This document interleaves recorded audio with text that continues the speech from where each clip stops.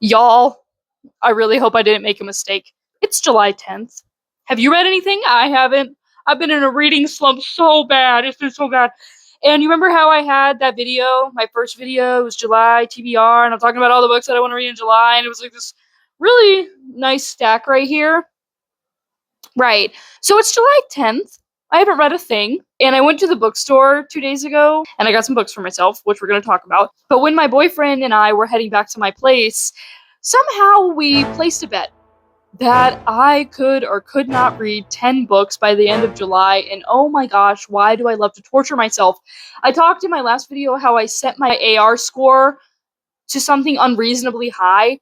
And then I did it again. And I'm sticking to it. Because one thing about me, I love a challenge. I think that I can read 10 books before the end of July. That might seem like a lot to some people. That might seem like nothing to some people. But if I started Thursday, that's 2 books. No. If I started Thursday, that's 1 book every 2 days. I have 21 days to read 10 books. So we're going to talk about some of the books that I got and the books that I'm hoping to read during this. Hopefully it brings me out of my reading slump, or it's going to put me in such a severe one where this video fails, because I'm not going to be posting for a couple weeks because I'm going to be focusing on my little project and I'm going to be vlogging and talking about the books that I'm reading. But for now, let me talk about the books I got, and then we're going to see how this goes. I bought Tender is the Flesh by Agustina Bastarrica, and I'm really excited about this because it sounds crazy, and I'm not going to talk too much about the books because I'm going to be reading them and I'm going to be talking about them with you throughout the month. I don't want to get too crazy, you know? I'm not a huge fan of horror, but I am interested in this book, so I'm excited about this, and it's short, so hopefully I can get through it pretty quickly, and it's an easy read. I got Creep by Emma Van Straten. If you know, you know. What we're hoping for is obsessive women. I got Blah by Maggie Sue, and I'm really excited about this book because the concept is just so ridiculous, but at the same time, I have a feeling that it's gonna make me feel some sort of way. Of course, I got Sky Daddy by Kate Folk. A woman is obsessed with planes, and she wants to marry one, and the way that she wants to marry one is to die in a plane crash. Yeah, right, we're reading that. And this is the one I'm the most excited about.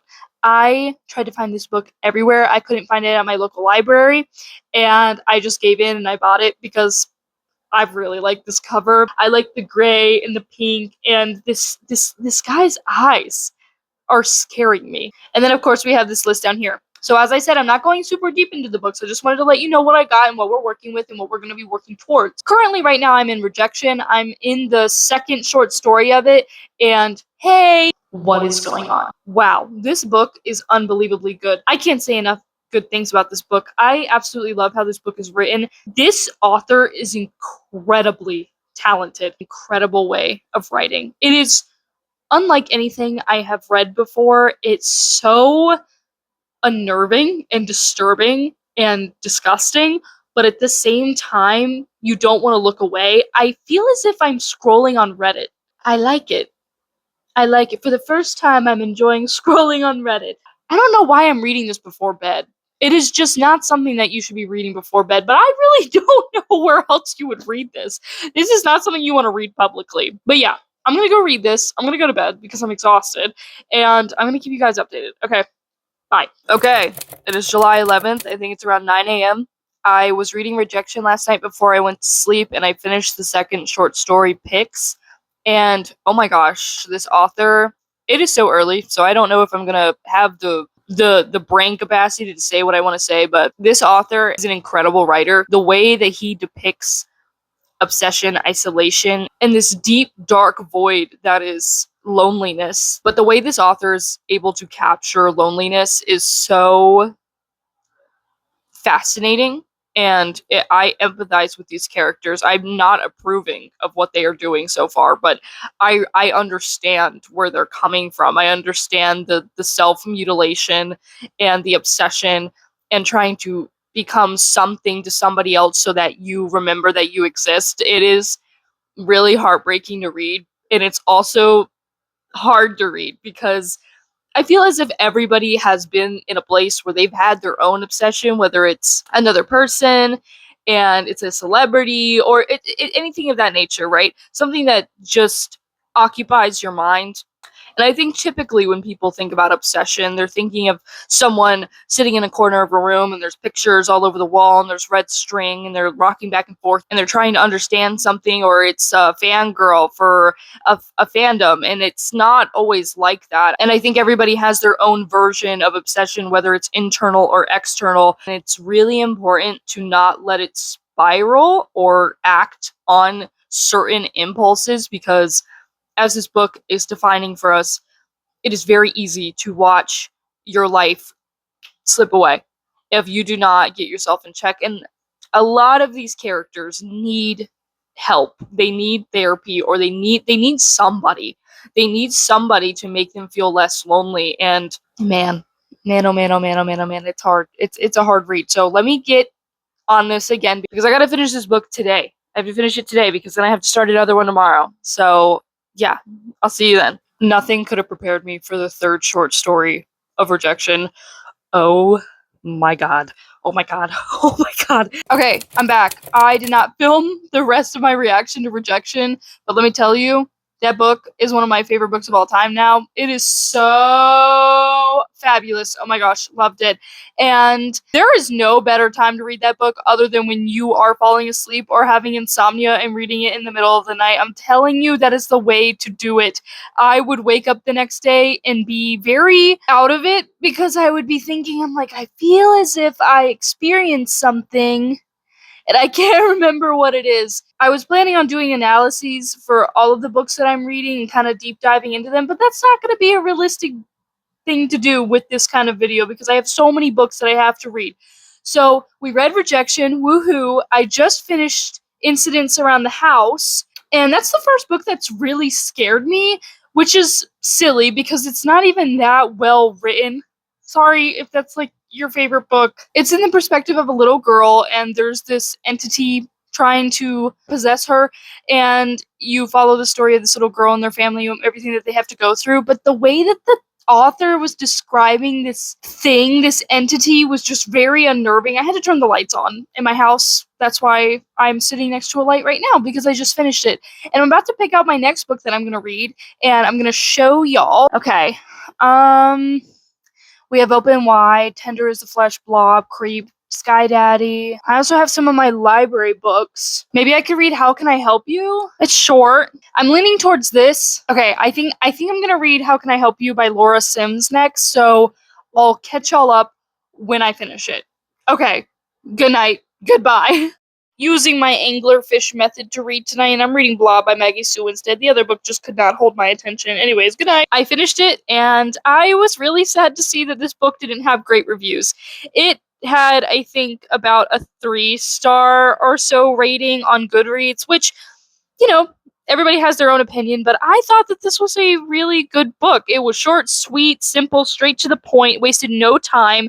I like that the story didn't drag on. I think that the length of the story was a perfect length. If it had been any longer, I probably would have DNF'd it and seen as ridiculous, but this is a perfect length. I liked that it didn't have a super happy ending, but it did have a more positive ending, and I liked the character development, and I liked that there were really human and honest scenes in this book. I'm not going to get too much into it because I don't know who's going to want to read this book and I don't want to spoil anything. I really highly recommend this. If you are into stories surrounding loneliness and the depths that you will go to find a way to cure your loneliness, it reminds me of Rejection, honestly, but to a way lesser extent. She does have some of the concerning attributes that I was discussing earlier. When you have an obsession, you may have impulses that you need to refrain on acting on because that is what's going to make you spiral more and more. And V does not hold back. She spirals, and it isn't as grotesque as Rejection, but I do think it is really, really important to her character development. And I really like how the story goes. I like how the story ends. I like seeing where V ends up. It is a more positive place. It is still a very confusing place. She is still insufferable. She is still struggling, and it's very clear. She didn't just see the light and become this brand new version of herself. It's honest, and I really enjoyed that. And you think that the Blob is going to be the center of attention, but really the Blob is just a side effect to V's loneliness and her existence that has become so desolate And I really love how the Blob instilled some reality check in her.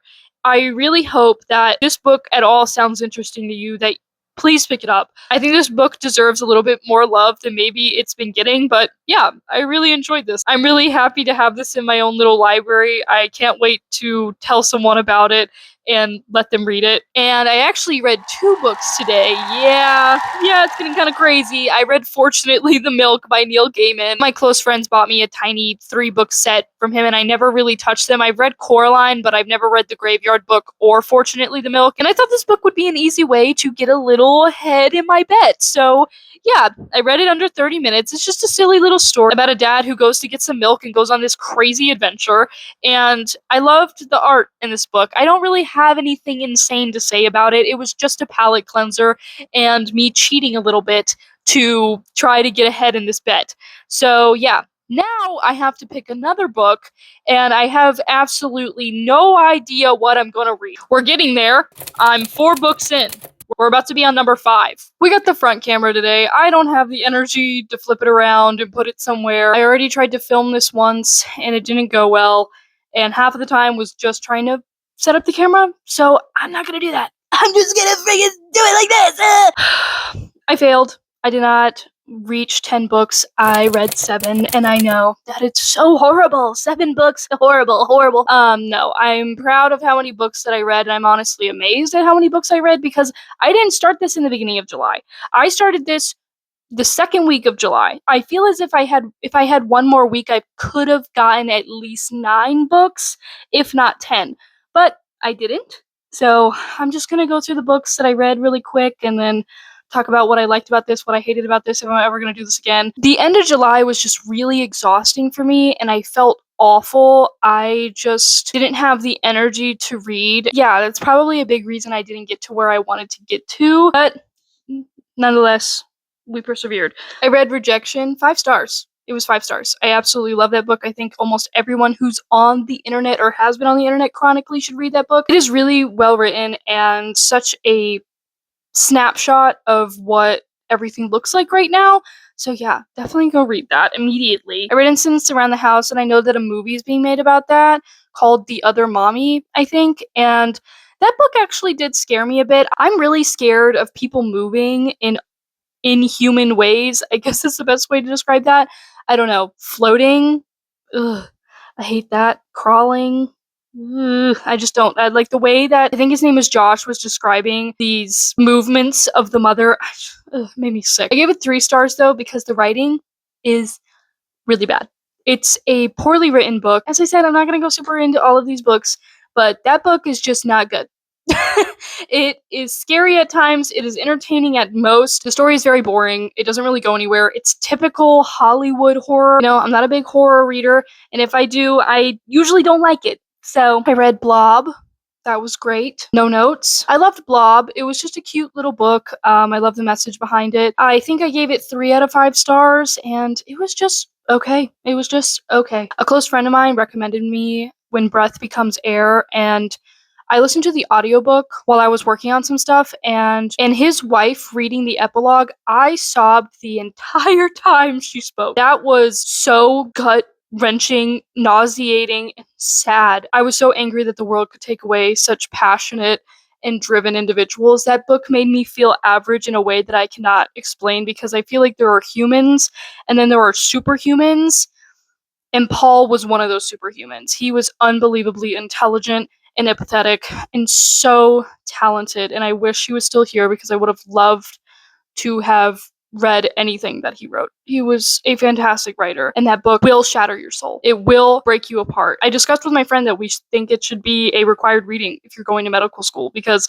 it offers some seriously good perspectives on things if you're considering medical school. I finished Eclipse, and I gave it 4 stars, which shocked me because Twilight is something that I love dearly. It doesn't mean it's great, but it means that I enjoy it. It's nostalgic. It's fun. I love it. And yeah, I don't really have much to say on it. It was really boring for a while because I started it in March and I just finished it in July. And the ending definitely picks up, and that's where it gets interesting. And I've seen all the movies, but I wanted to read the books before I rewatched all the movies again. So that's just what I've been doing. And It's nice to see that the books are so much better than the movies by miles. I mean miles. The movies are so trash in comparison. It's sad. It's so sad. Actors, great. Movies, not so great. I think I still prefer New Moon. I don't know. I think I like New Moon more.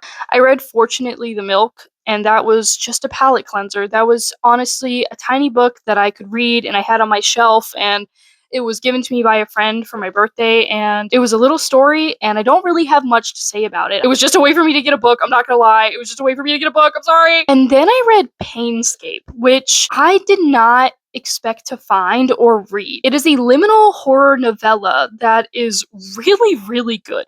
Really, really good. If you like liminal stuff, I'm a big liminal fan. Didn't expect it to be as good as it was. I feel as if a lot of books that think they have liminal aspects don't. I don't know of many books that have liminal aspects that are actually good and intriguing other than House of Leaves, but I've never even finished that. So I don't know if I can consider that good, but Painscape was really good. It made me tear up, which I was shocked. I was really, really shocked. Okay. I was crying a lot reading these books. I did not expect that this month. I was drained. I was truly drained. But all 7 of those books were a part of my reading goal, and I am just so happy that it's done and that this is the end. So, what I learned from this is that I can read a lot more than I think I can. And what I mean by that is sometimes a month will go by or a week will go by. I'll feel as if I could have read a lot more, and I definitely could have, but I just feel as if I can't. But I was really pushing myself to read as if it was homework. I would read every night before bed. I would try to at least, unless I was utterly exhausted, as I was explaining. I would read after work. I would read anytime that I had time. It took me out of my reading slump, too. I have been reading a lot more, and I've just been really open to reading more things because of this experience, and I really enjoyed it. I don't think I'm going to do this again for a while because I just need to read books at my own pace.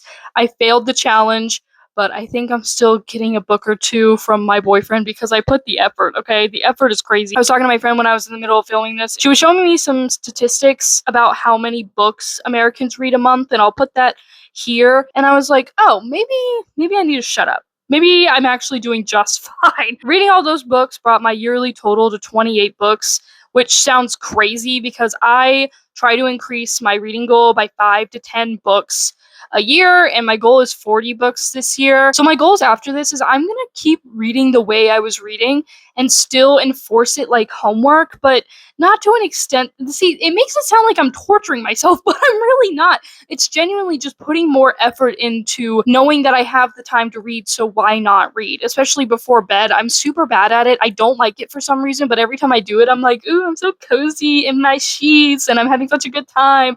So I just need to get better about that. I have this weird thing where if I can't read for at least an hour and a half, then I can't read at all. Because I really love to get immersed in stories, okay? It is the best way to read, but that's not always the case. In August, I would like to read 3 books.